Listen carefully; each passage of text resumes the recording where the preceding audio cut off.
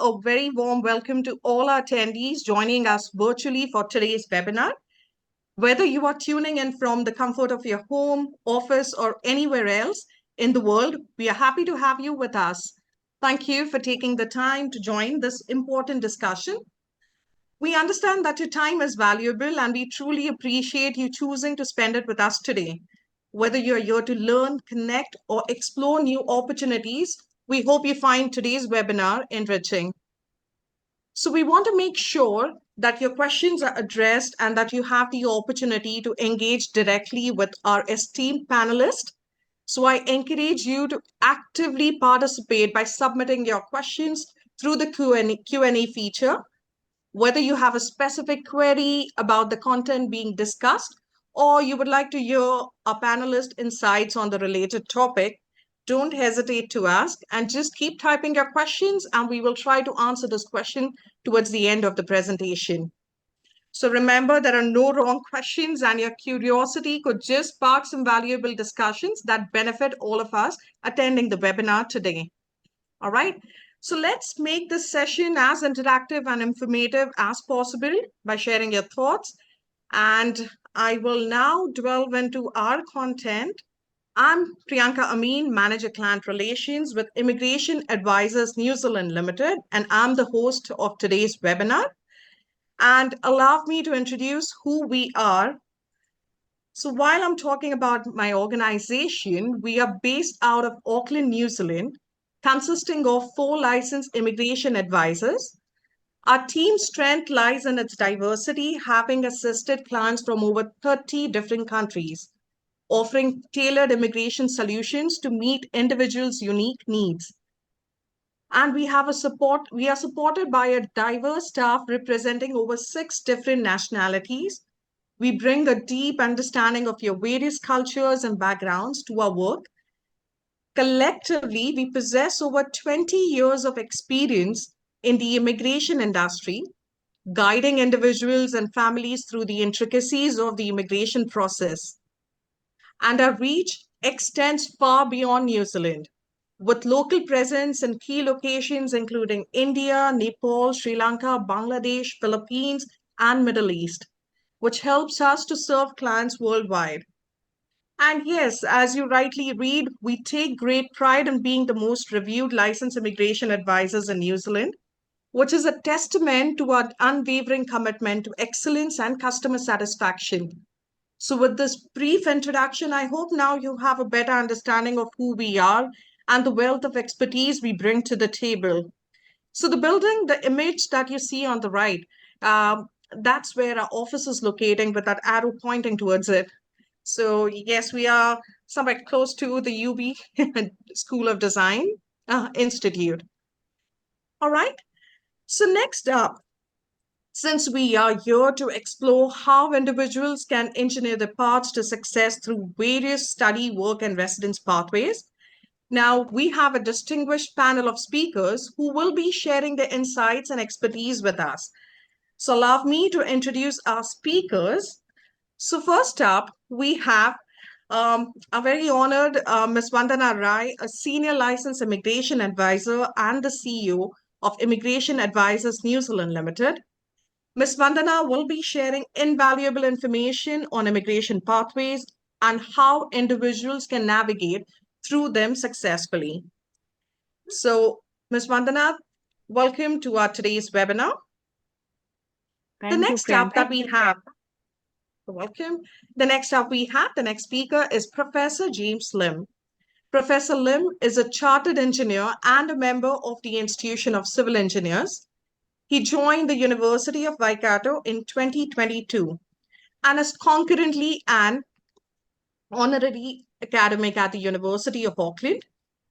Alongside his teaching commitments across master's level engineering programs at Waikato, Professor Lim is a principal investigator in the Product Accelerator Network and supervises a number of PhD students.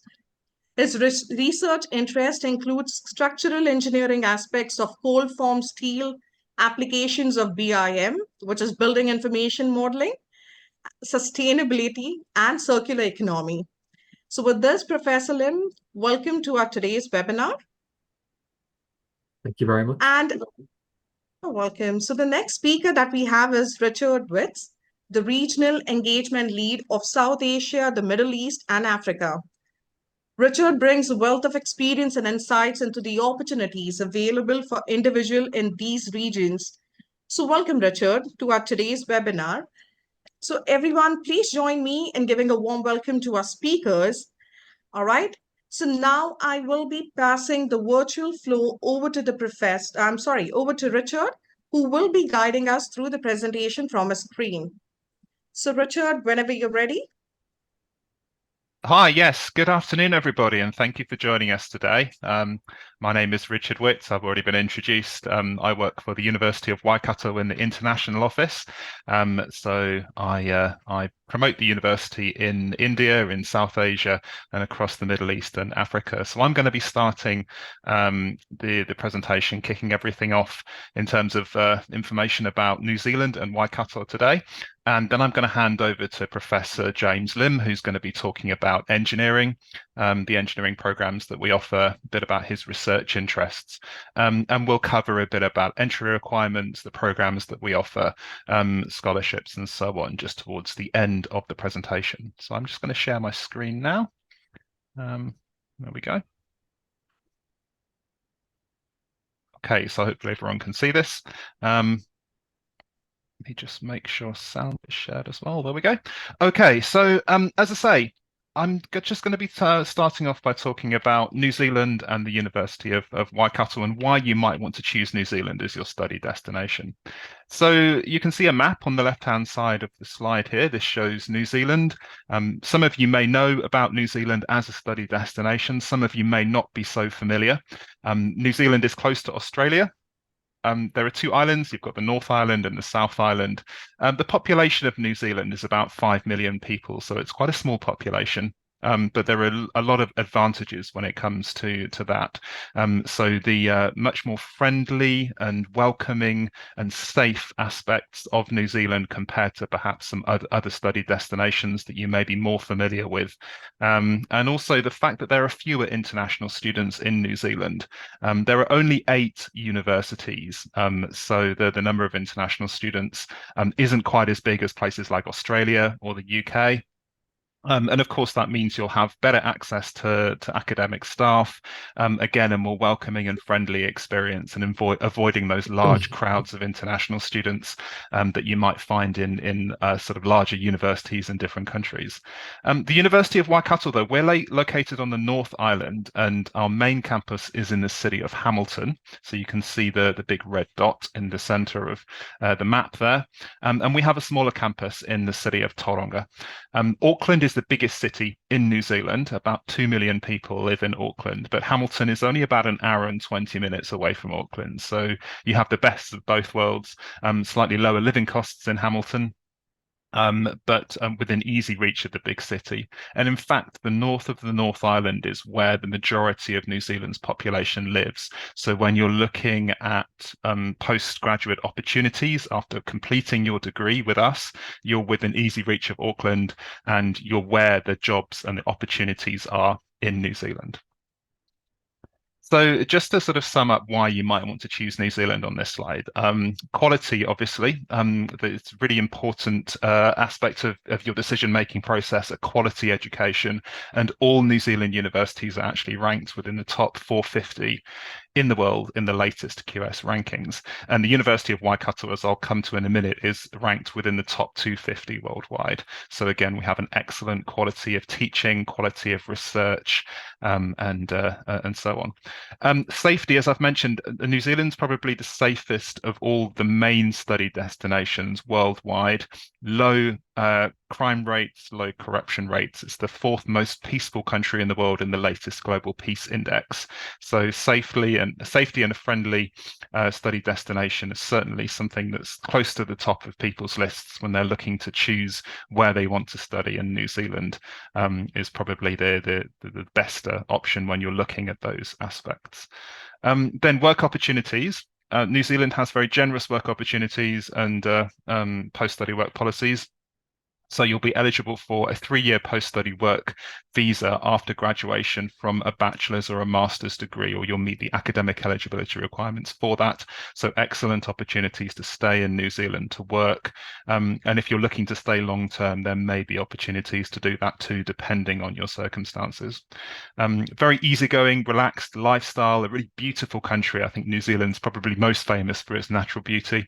And then, of course, you may know that in the UK, for example, dependents cannot accompany students at master's level anymore, but New Zealand still welcomes dependents with with students. So you could bring your spouse, you could bring your children, and enroll them in schools free of charge. The spouse can work full time while you're studying at master's level or higher. So if you're completing a master's degree or a PhD in New Zealand. So again, that's a really good advantage of coming to New Zealand, and shows that New Zealand is still a welcoming country to international students. So the University of Waikato itself, as I've mentioned, we have 2 campuses, one in Hamilton and one in Tauranga. Our main campus is in Hamilton, and that's probably where most students would be studying, particularly in engineering.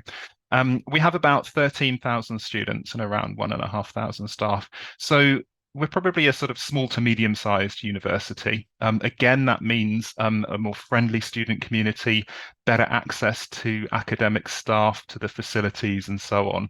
And again, fewer international students compared to those huge universities you may see in sort of different countries and different areas. The university itself is ranked 250 in the latest QS World Ranking. So it's the first time we've been ranked within the top 250 worldwide. Our rankings gone up around 100 places in the last couple of years, which really shows that the university is going places, that the quality of our research, the quality of our teaching, the quality of our student experience is improving. So we're really going in the right direction in that sense. But we're ambitious, we want to climb further up the rankings ladder, and certainly we're hoping in the next rankings that come up, we may even be there may even be more positive news there. But let's wait and see. We're ranked number 1 in New Zealand. Ranked number 1 in New Zealand for research. So that's based on citations per faculty member. But the number 1 university in New Zealand for research using those metrics. And we have a really strong focus on giving students the skills and the tools they need in order to find a job and really be successful after they graduate. So many of our postgraduate programs, all of our undergraduate programs include some kind of work integrated learning experience. Some of those include internships and placements and so on. For engineering, which we'll talk about in a minute, our Bachelor of Engineering does include those internships and placements. Our master's programs are more research focused, so they have sort of taught and research aspects to them, which means the placement opportunities aren't the same. But we certainly have a range of programs that do offer internships and placements. As I've mentioned, Hamilton and Tauranga both actually have the advantage of being smaller and with a lower cost of living. So again, as I say, living in Hamilton or living in Tauranga will allow you to be close to where everything is happening in New Zealand, the majority of the population living on the north of the North Island. But the living costs in both Hamilton and Tauranga are lower. So as I say, you have the advantage of that, but the advantage of the location. And then we have a range of 1-year master's programs, some of them lasting actually even less than 1 year, that still lead to the 3-year post-study work visa.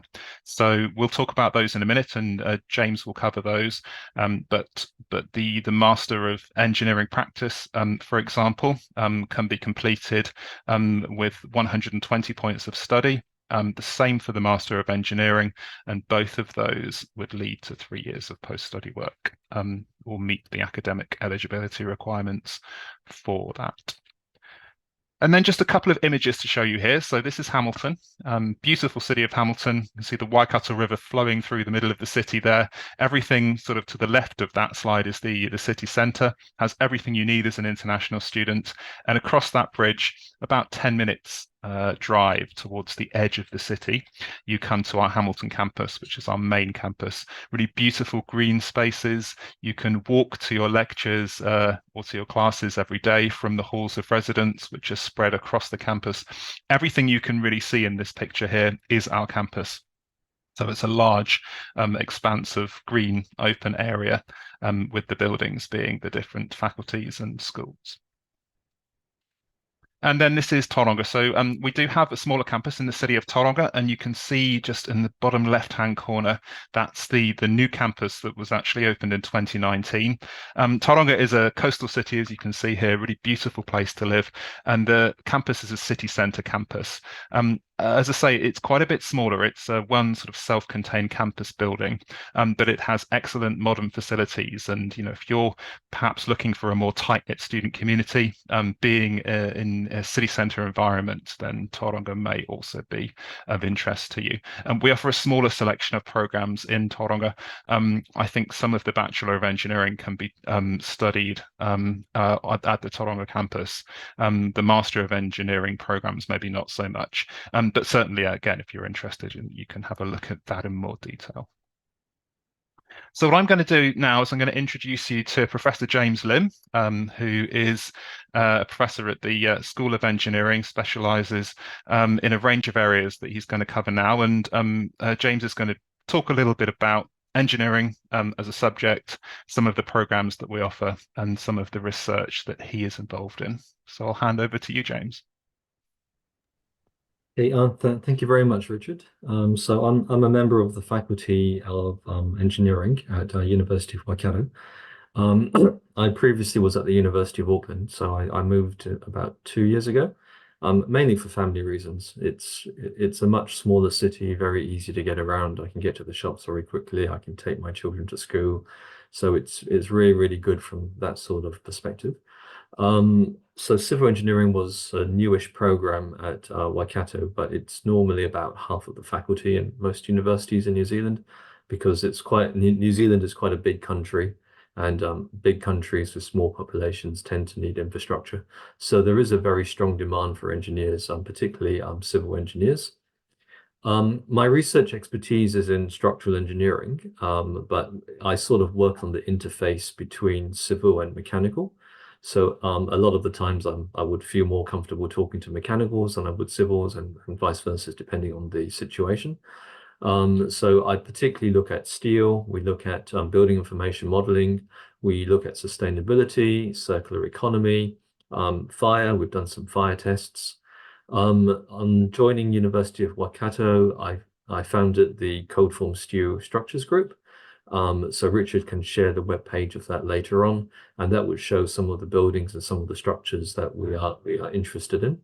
So currently at University of Waikato, we've got about 30 students. A lot of them are from India, 15 probably PhDs, and probably another 15, maybe 15 to 20 are master students, but I'll be talking about that later on. And then in my previous life, I've supervised about 30 PhD students to completion. Should we move on to the next slide? So if you wanted to have a look at the research institutes that we've got at the university, that's the link to the web page at the bottom. And the picture at the top shows a Codeform steel portal frame.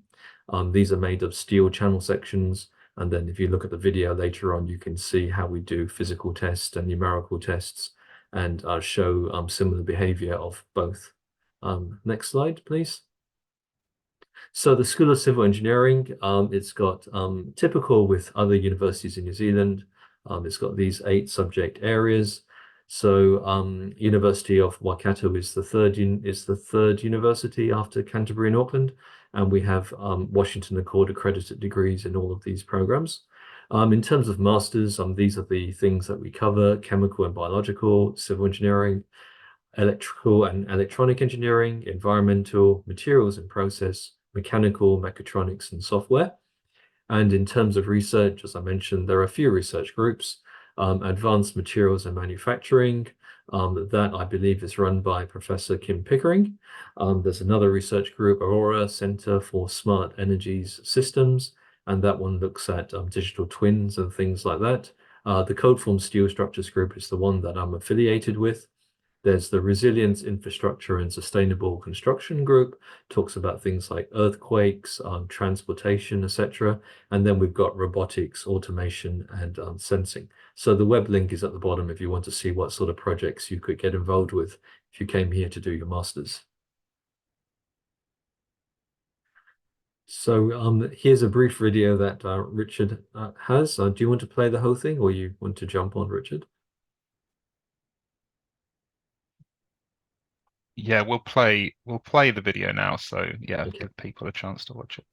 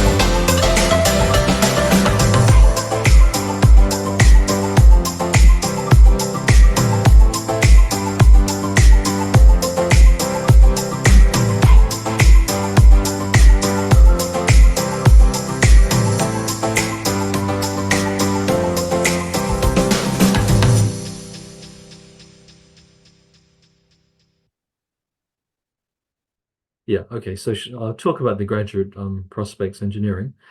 So all bachelor and master degrees in engineering lead to a 3-year post-study work visa, which Richard has talked about. So what I've tended to do with my master students is that I've positioned them with projects with industry, which they can either do physically or through numerical modeling. There's a lot of local industry around Hamilton, which really is the center of where industry is. So it's pretty easy for them to get work placements. And we would hope that after the masters, that would lead into a full-time role. So we've done that with the recent master graduates that have joined companies like Formsteel. Another one has joined Worth Group recently, both from India. In New Zealand, there's a high demand for all branches of engineering. The green list includes 19 roles within engineering, as you would know. Average salaries are important, 124,000 New Zealand dollars per year, which is a good salary for an average year. And this country needs more engineers. So it needs about 2,500 new engineers each year, which is one of the reasons why Waikato University started the civil engineering program a few years ago. But that doesn't really lead to that number. So we need 2,500. And it's a very good route to come through the university, do a master's, and then hopefully through work placements, we can place you or position you to join companies in the future. So civil engineering at Waikato. So we're offering 4 different themes, which you can see below. So they're also available for the bachelor's, but now available for the master's and the masters of practice. So the below papers show what you would be doing within the MEng Prac. Within the Masters of Engineering, you would be spending all of your time working on one thesis, whereas the final capstone project, which you can see on the bottom of the screen, that would be half of the 120-point MEng Prac. So, for example, within the structural theme and all of them, you would be doing civil engineering systems analysis. And then particularly in structures, you could be doing things like advanced structural analysis and earthquake engineering. That would be a taught paper. Advanced geotechnical engineering, advanced construction technologies, thinking about things like BIM, digital twins, etc. A finite element paper, and then finally a capstone project. So the same thing leads through for both structural theme, geotechnical theme, the environmental theme, and then the construction management theme. So within the construction management theme, for example, we would have sustainability and responsible management and digital business and supply chain management, followed by the capstone project. So the Masters of Engineering, that's what most of the students we have at the moment are doing, because we've only just introduced the 120 MEng Prac. For the research master's degree, it's normally a full thesis, but it can incorporate up to 30 points of taught papers if you wish. It's a 1-year program, that's the estimated fee, and then we've got intakes in February and July, but you can have a flexible start date if you're not doing any of the taught papers. So it's suitable for engineering graduates looking to complete a research thesis and then build on the skills in the engineering design, research and development. So these are the different endorsements that we've talked about. So for the Masters of Engineering, you can do it in chemical and biological, electrical and electronic, materials and process, mechatronics, civil, as we've talked about, environmental, mechanical and robotics. The Masters of Engineering practice, as I've mentioned, that comes in 2 forms. It's an either 120 point or 180 point. For example, with the 120 point, that can be completed in 2 semesters or 2 of the 3 trimesters. Waikato University has 3 trimesters each year, so it should be possible to complete the 120 point if you wanted to in 2 trimesters. The indicative fee for that is $43,000, which is the estimated 2024 fee. Because it's a taught degree program, unlike the ME, which is research, we have to link the intake dates with the courses. So there's 2 intake dates. That's one in February for trimester A, and then another in July for trimester B. It's suitable for engineering graduates developed to meet demand from New Zealand employers for work-ready engineers.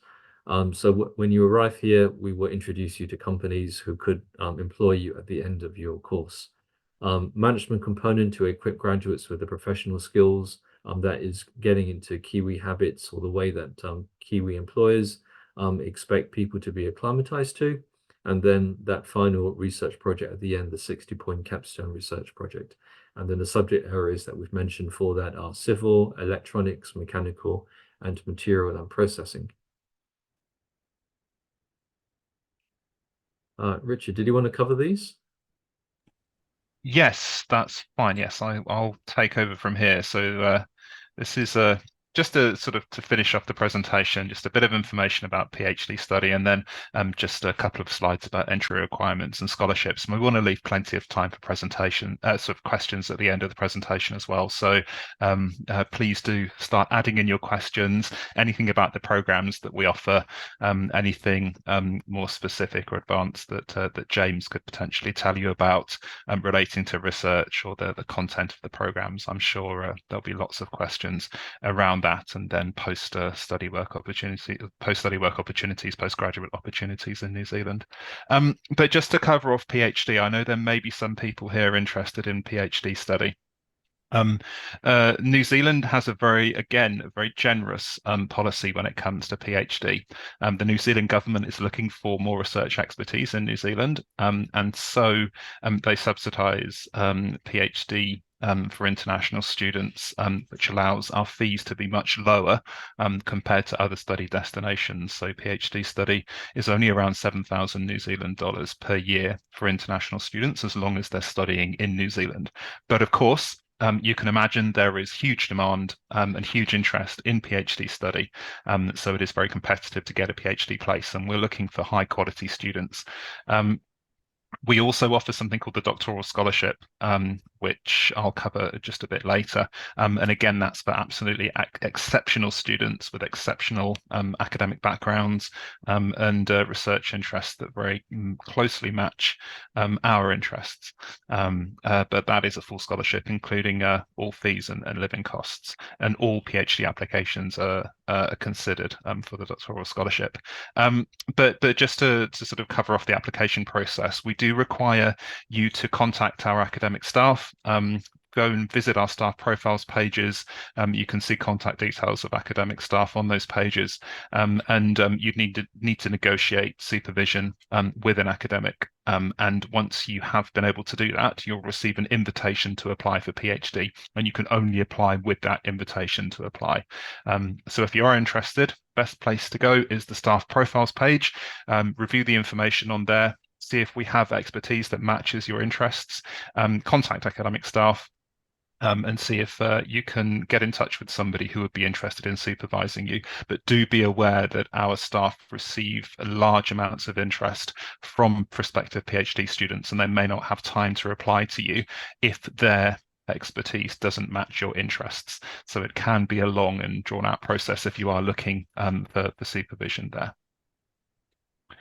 Just to give you some information about our entry requirements. So I know we're focusing on master's degree here and postgraduate programs. Just very briefly on bachelor's degree, if we do have any students here looking at bachelor's programs, we're looking for CBSE or AISSE from India with the average of 75 in your best 4 subjects. So that's completion of high school in India. From Sri Lanka, we'd be looking for B or C grades from your Sri Lankan A levels.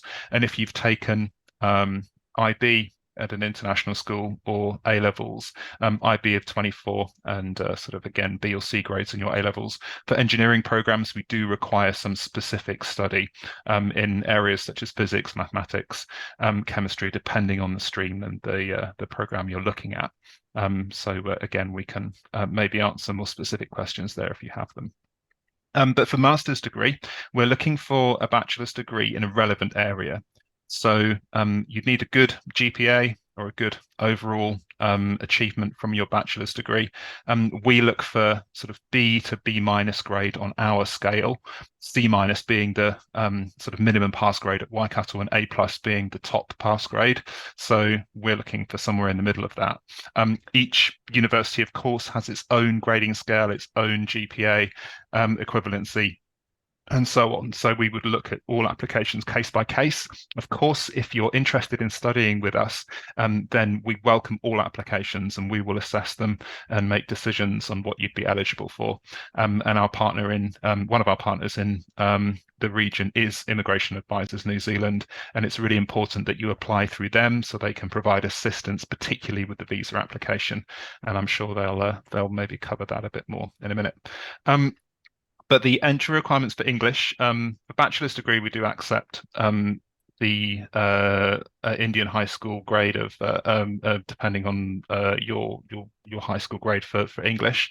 But for master's degree, if you haven't completed a bachelor's degree recently, we would normally require an English test. So that's IELTS of 6.5 with 6 in all bands. We are accepting Duolingo now, which is an online English test. So 120 in Duolingo. And if you don't meet our entry requirements, we do have either pathway programs, so pre-masters foundation programs, or English language programs as well. And then just to finish off with scholarships. So we offer, the main scholarship we offer is the Vice Chancellor's International Excellence Scholarship. We have a specific South Asia scholarship for the Excellence Scholarship here. The value is up to 15,000 New Zealand dollars. You do have to apply for the scholarship. It's awarded on academic merit, so you need to submit a scholarship application once you have an offer of place, and then we'll assess that. The applications are assessed monthly, and we'll let you know if you meet the requirements and if we can offer you a partial scholarship. And then the scholarship, you'd receive a letter which you can use with your visa application as partial proof of funding, and the scholarship would be applied when you enroll on campus, so it would be deducted from your tuition fees. And as I mentioned, we do have that doctoral scholarship for exceptional candidates. We don't require an application for that. Every student's assessed for it as long as they tick a box in the application form. And yeah, it is a full scholarship, but extremely competitive. Okay, so that's everything from us. As I say, we wanted to leave plenty of time for questions, so I think we've got about 20 minutes or so. I'll hand back now to, I think, Priyanka, and we'll take things from there. But you can see our contact details on this slide as well, so if you do have questions, our email addresses are here. All right, great. Thank you, Richard. Thank you, Richard and Professor Lim, for sharing your presentations. Yes, it was definitely, you gave a beautiful insight about the courses. You did speak about the entry requirements, the scholarships. So what we would do is now we would move to our next segment, which is Q&A. And I will take up the first question, which I see. Master's program is generally of 2 years of study. Does research-based master's is less than usual? And is course-based and research-based masters in civil engineering available in Waikato? So, Professor Lim, would you be able to answer that question?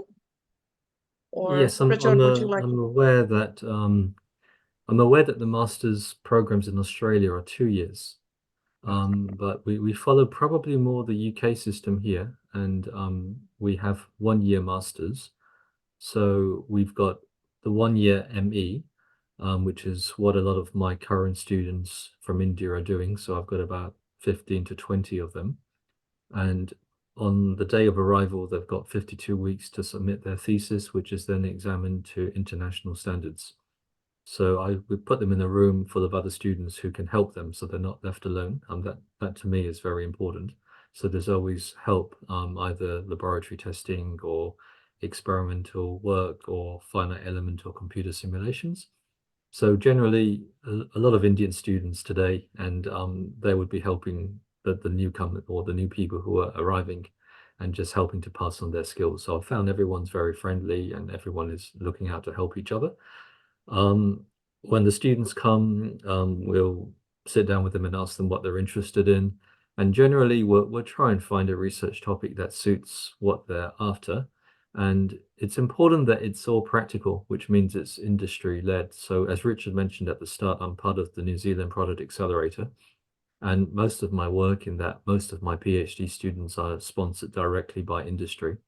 And most of the masters, whilst it may not be sponsorship as such, we would expect the local Hamilton industry or the local Taronga industry to be providing the test specimens and providing, say, this is what industry are after, giving presentations at the companies. And in the case of all the students who have had so far, the master students, that is, they've received job offers from the company that they were linked to.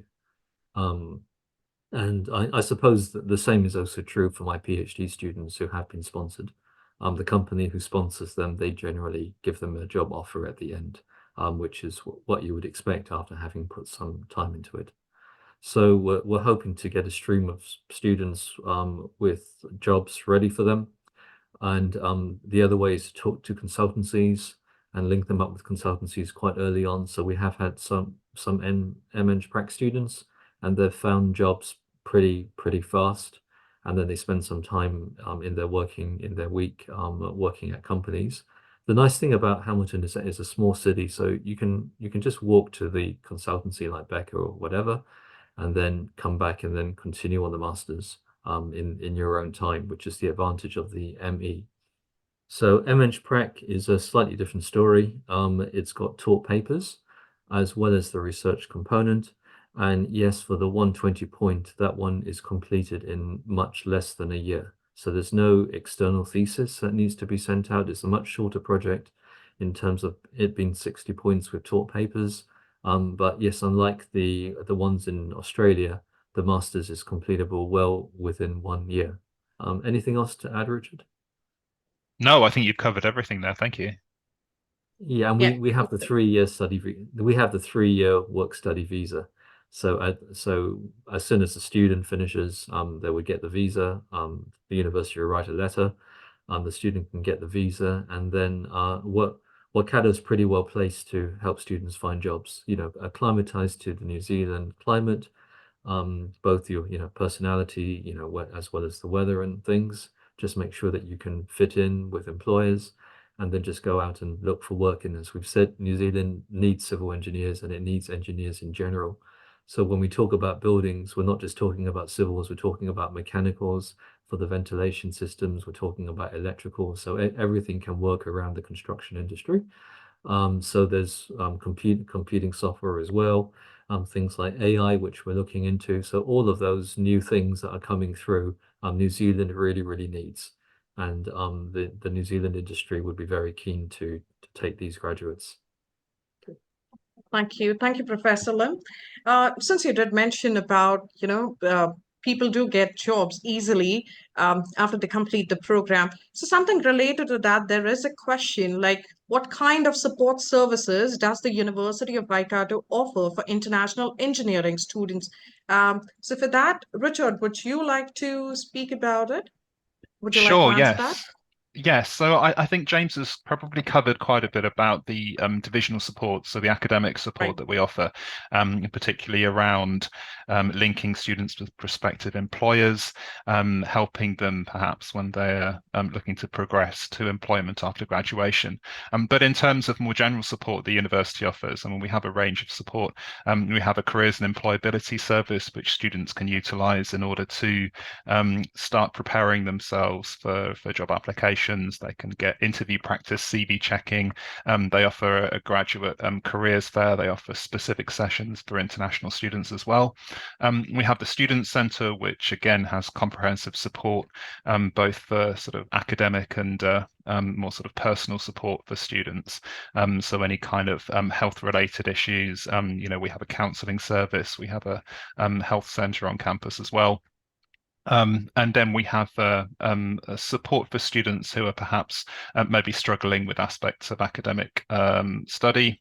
So we have again a centre that students can go to for support there.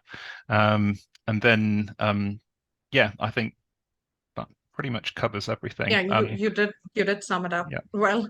Yeah. So as he rightly mentioned, there is an academic center which would help you with the support services.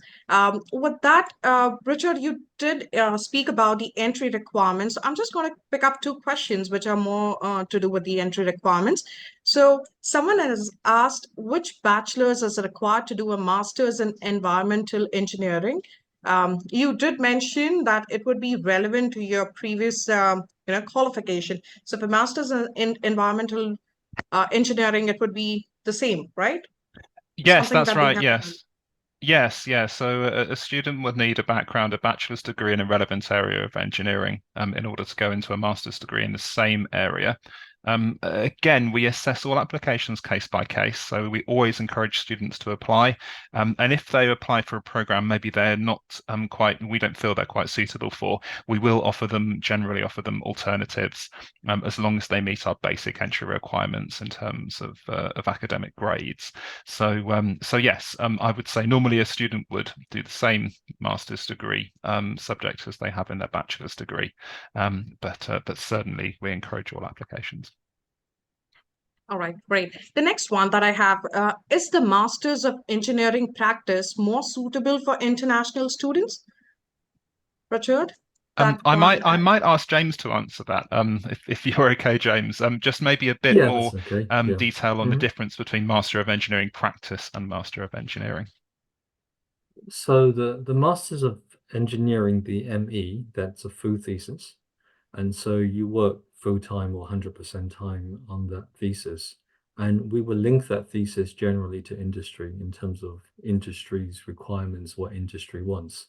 So by the time you finish that, you could end up with some pretty good skills which industry would really be looking for. And that would hopefully help you transition to a job. The other alternative is this new program, as Richard has talked about, which is the Masters of Engineering Practice. So this one is not a full thesis. It's also 1 year in the sense that it's a 120-point program. So both the ME and the MEng Prac are 120 points.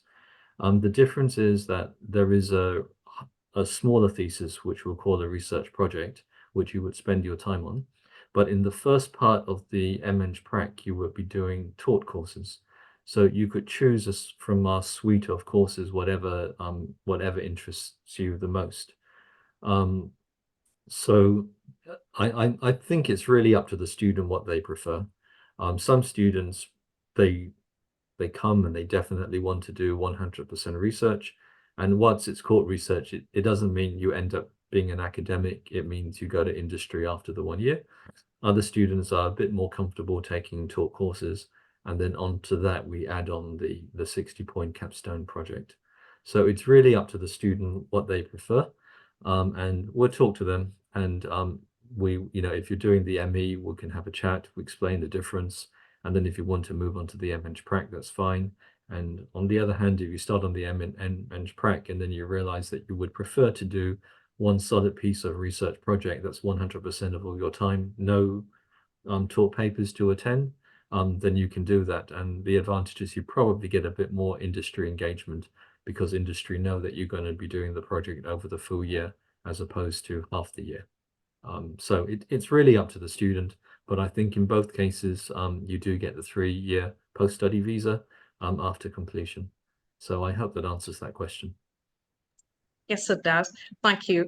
Professor Lim, we have a couple of questions similar to what I would be asking. So would the university assign supervisor for research-based masters? Would you be able to answer that? Yes, for the research-based masters, for example, if you were coming to do civil, then you would maybe contact me in the first instance, and then we'll just say, what are you interested in? Generally, if you can fall into one of the research groups, that's good, because if you fall into a research group where we've got research expertise in that particular area, then there would be existing PhD and existing ME students. And then if you've got simple questions, like you get stuck on something, there's always someone who could help you. So you're never lost. It's not like one isolated person working and just meeting the supervisor once a month or something. So I'll just give an example of my own lab. So I've got a laboratory. I've probably got about 15 PhD students. I'm not main supervisor. There's a young academics. I'm Dr. Krishana Roy from India, and also Dr. Arthur Fang. But both of them are very young, very enthusiastic. So one of them, either me or one of them, would be popping down to our student room pretty often. And aside from that, we've got PhD students who would generally be helping the Indian master students settle and also introducing them to different aspects of their work to see if they're interested, because everyone loves collaboration these days. Does that answer that question? or was there another It aspect to does. it that I've missed out? Okay. Thank you. So the next question is for a licensed immigration advisor. I'll try to combine two questions here. So the first question is, can dependents, spouse or children accompany international students on a student visa? And if so, what are the visa requirements for them? And there is another question, which is, will the foundation program leading to master's program allow the students to travel with their partners? Ms. Vandana, would you be able to answer both of them combined? Thank you. Yeah, thanks, Priyanka. So, if the student is studying here in New Zealand or intending to apply for a student visa for New Zealand, the partners have the option of traveling and being with the partners here. Whether they can accompany on a work visa or on a visitor visa would really depend on the course that the student is doing. So, for somebody who's doing a master's program, partners are eligible to apply for a partnership-based work visa, and this would be granted for the same duration as the student visa holder's master's. For somebody who's initially coming for a foundation program and then moving on to a master's program, so in the initial phase when they're doing a foundation, partner can accompany on a visitor visa, can apply for a visitor visa, and subsequently, as soon as the student applies for a master's, the partner is eligible to apply for a partnership-based work visa. Good thing here is that the partners have open work visa. That means they can work for any employer anywhere in New Zealand on any occupation, whatever be the salary. So they do have open work conditions. And dependent children, if accompanied, have the option of applying for a dependent child student visa or a dependent child visitor visa, depending upon their age. So good thing is that Immigration New Zealand believes in family being together as a unit. So, whatever be the study course, the partners and children do have the option of applying and being together. Over to you, Priyanka. Thank you. Ms. Vandana, there is one more question for you. So the question is, how does the New Zealand immigration assess the qualifications, experience, and expertise of engineers applying for residence visa? Okay, so I think the what the attendee wants to ask is maybe what are the options for the residence visa. So let's say somebody Right. who's doing an engineering program, a master's in engineering, has got multiple paths, or I would like to explain two major paths that they have going on towards the residence category. One is the skilled migrant category or skilled migrant residence pathways, which is a 6-point system here in New Zealand. So you need to have a total of 6 points, and then you are eligible to apply for a residence visa. Masters will give you 5 points, and 1 year of skilled work experience will give 1 point, which is needed for a total of 6 points. This is one path. But what the good news is that engineering is very nicely represented in the green list. And what that means is, and these engineering graduates, as soon as they are able to get a job, which is listed in the green list. So green list has been expanded, and core engineering, we do see 28 occupations listed there in the engineering stream, and all of them have straight to residence pathway towards residence. So what that means is, if they get a job which they're on the green list, and if they're meeting the qualification listed or the other requirements of the green list, they can just straight away go and apply for a residence visa without the need of working 1 year and gaining that work experience. In our practice, we have seen these engineering graduates just move on from student visa straight to residence visa. Very recently, we had one student who finished the study, got a job offer, straight away applied for a residence visa, and didn't really have to even get a post-study work visa. Though the masters are eligible to get a 3-year post-study work visa, wherein they can have an open work visa, we can work in any stream, any occupation. But what I wanted to highlight here is that engineering is so much in demand here in New Zealand, and that is the reason why there are so many occupations of the engineering stream listed on the green list, and which do have a straight to residence path in New Zealand. Over to you, Priyanka. Thank you. Thank you for highlighting the importance of engineering courses, which are being highlighted in the green list, which includes approximately 19 roles within engineering field. So yes, that's how important engineering courses are in New Zealand. So moving to the next question is postgraduate and master's the same program? And what is the late application date for July for master's in civil engineering? And how can we apply for those programs? Who would like to take that? Professor Lim or Richard, would you like to Yeah, give I'll us? take that Yeah. one. So yes, I mean PG is postgraduate. So postgraduate is the level of study. So you have undergraduate, which is a bachelor's degree, and then postgraduate, which would be after a bachelor's degree at a higher level. A master's degree is a level 9 program in New Zealand. So that's a level 9 postgraduate program, a master's degree. The late application date. So we don't have a specific application deadline. The main aspect that students would want to consider is the visa application process and how long it would take to apply successfully for a visa to study in New Zealand. The New Zealand government, Immigration New Zealand currently recommends 3 months before the start of the program. That's when you should apply for your visa. It can be quicker. It can be slower. Really, very much depends case by case on the application and documents and so on. But we always encourage you to apply as early as possible. Our next intake is early July. We're now in early April. So there is still time to apply for the July intake if you're very quick and if you have your funding and finances all prepared.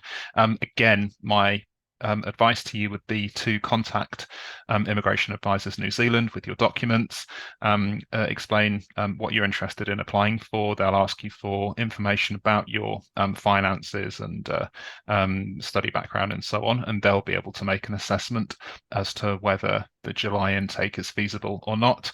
We do have the next intake in February next year, and of course, as James said, for the Master of Engineering itself, you're completing a fully research master's degree, and we have a flexible start date for that program. So that would be negotiated with your supervisor, and so you could start, anytime really within the next few months. So there's no sort of pressure in terms of getting your documents ready and getting the visa application through. Yeah, All right, if you great. make the Thank you. application in, Yep. sorry, yeah, if you make the application in civil, for example, and it comes through to me or one of my other colleagues, we would say if you want to correspond with us on the phone, Skype, WhatsApp, we do that, so we can just have a chat. And we would generally maybe link you up with one of the students who is here already, so that they can answer all the questions. They can explain to you how they got through the visa. They can explain what it's like to live in Hamilton and just answer all the questions so that you've got everything understood before you come. So if anyone was making an application and didn't hear back, feel free just to send me an email, and then I'll reply back and with my phone number, and we can always have a chat. Thank you, Professor. So, yeah, thank you for that great support. So, like Professor Lim mentioned, that yes, he would be there to guide you through. If you have any questions or something, you can definitely write to him. And on that note, as we approach the end of our webinar, I just want to take a moment to thank everyone for their active participation and insightful questions. Your engagement has truly enriched our discussion today. While we still have a few questions remaining, unfortunately, we have run out of time for today's session. However, I want to assure you that we value each and every question that has been asked here in Q&A. So, however, what I can do is I want to assure you that we will get back to you. We will try to address them via email following the webinar.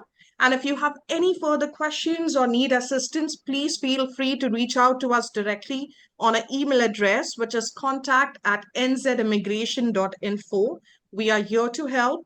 And before we conclude today's webinar, I just want to say thank you to our speakers. And thank you for sharing your expertise, your insights, and the knowledge and wisdom you've imparted today. And along with that, thank you all the participants for joining us today. It's been a pleasure hosting this webinar and engaging with such an insightful audience, because there were some really thoughtful questions. We hope you found the session valuable and gained new gain the knowledge around the courses that we've discussed today. So before we leave, I would just like to check with our speakers. And Ms. Vandana, would you like to say the last few words to our participants? Yeah, thanks, Priyanka. I wanted to thank everyone for joining in today. Really happy to see a lot of interest in the engineering programs at the University of Waikato. Please do your research, take a decision, and we'll be really happy if you want to study engineering or similar courses here. We in New Zealand do require skilled professionals, and engineering, as we have discussed today, have a big cohort. So you definitely have good options here if this is what you want to select and join an engineering program. Happy to assist further. Stay in touch and we'll provide more clarifications. Over to you, Priyanka. Thank you. So thank you, everyone. And remember, like Ms. Vandana mentioned, our team is here to support you with any further questions. So you can definitely write to us at contact@nzimmigration.info.